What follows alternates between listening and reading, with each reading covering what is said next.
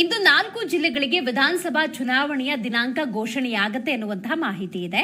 ಜಮ್ಮು ಕಾಶ್ಮೀರ, ಹರಿಯಾಣ, ಮಹಾರಾಷ್ಟ್ರ, ಜಾರ್ಖಂಡ್. 4 ರಾಜ್ಯಗಳಿಗೆ ವಿಧಾನಸಭಾ ಚುನಾವಣೆಯ ದಿನಾಂಕ ಘೋಷಣೆಯಾಗುತ್ತೆ. 4 ರಾಜ್ಯಗಳ ಚುನಾವಣೆಯನ್ನು ಚುನಾವಣಾ ಆಯೋಗ ಘೋಷಣೆ ಮಾಡುತ್ತೆ.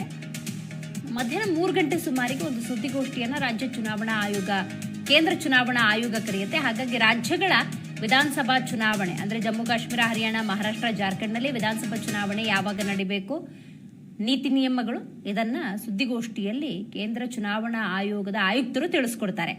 370 ವಿಧಿ ರದ್ದು ಬಳಿಕ ಜಮ್ಮು ಕಾಶ್ಮೀರದಲ್ಲಿ ನಡೆಯುವಂತಹ ಮೊದಲ ಚುನಾವಣೆ ಇದು. ಹಾಗಾಗಿ ಆ ಚುನಾವಣೆ ಬಗ್ಗೆ ಬಹಳಷ್ಟು ಕುತೂಹಲ ಖಂಡಿತವಾಗ್ಲೂ ಇದ್ದೇ ಇದೆ.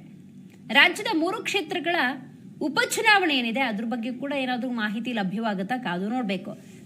ರೈಟ್, ರಾಜ್ಯದ 3 ಕ್ಷೇತ್ರಗಳ ಉಪಚುನಾವಣೆ ಕರ್ನಾಟಕಕ್ಕೆ ಸಂಬಂಧಪಟ್ಟಂತೆ ಚನ್ನಪಟ್ಟಣ, ಶಿಗ್ಗಾವಿ, ಸಂಡೂರು ಬೈ ಎಲೆಕ್ಷನ್ ಅದು ಕೂಡ ಹಿಂದೆ ಘೋಷಣೆಯಾಗುವ ಸಾಧ್ಯತೆ ಇದೆ.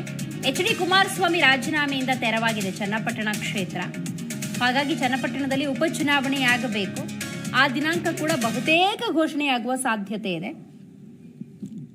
ಇನ್ನು ಬಸವರಾಜ ಬೊಮ್ಮಾಯಿ ರಾಜೀನಾಮೆಯಿಂದ ತೆರವಾಗಿರುವಂತಹ ಶಿಗ್ಗಾವಿ ಕ್ಷೇತ್ರ, ಈ ಕ್ಷೇತ್ರದಲ್ಲೂ ಉಪಚುನಾವಣೆಯಾಗಬೇಕು. ಹಾಗಾಗಿ ಡೇಟ್ ಅನೌನ್ಸ್ ಆಗೋ ಸಾಧ್ಯತೆ ಇದೆ. ಈ ತುಕಾರಾಂ ಸಂಸದರು ಇವರ ರಾಜೀನಾಮೆ, ಇದರಿಂದ ತೆರವಾಗಿರುವಂತಹ ಸಂಡೂರು ಕ್ಷೇತ್ರಕ್ಕೂ ಕೂಡ ಉಪಚುನಾವಣೆಯಾಗಬೇಕು.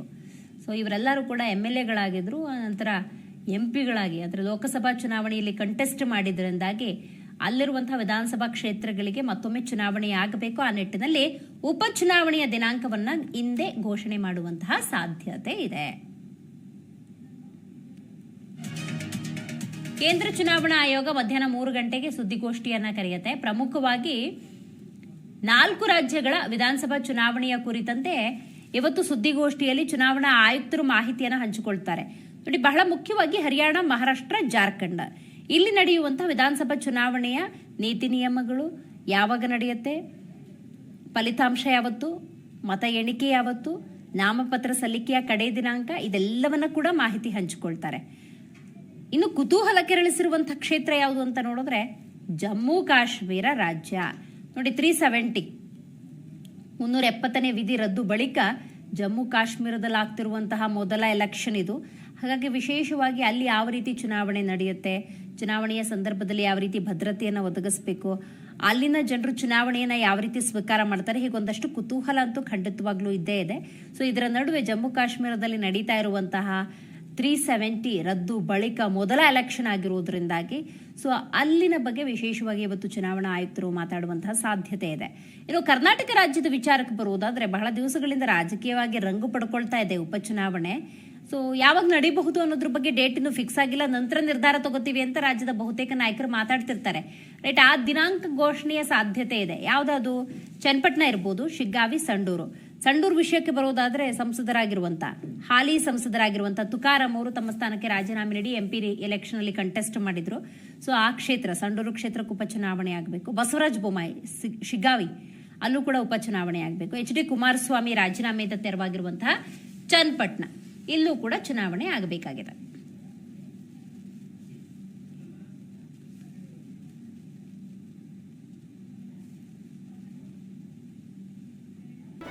ಜಿ ಕನ್ನಡ ನ್ಯೂಸ್ ಈಗ ನಿಮ್ಮ ಮನೆಯಲ್ಲೇ ನೋಡಿ.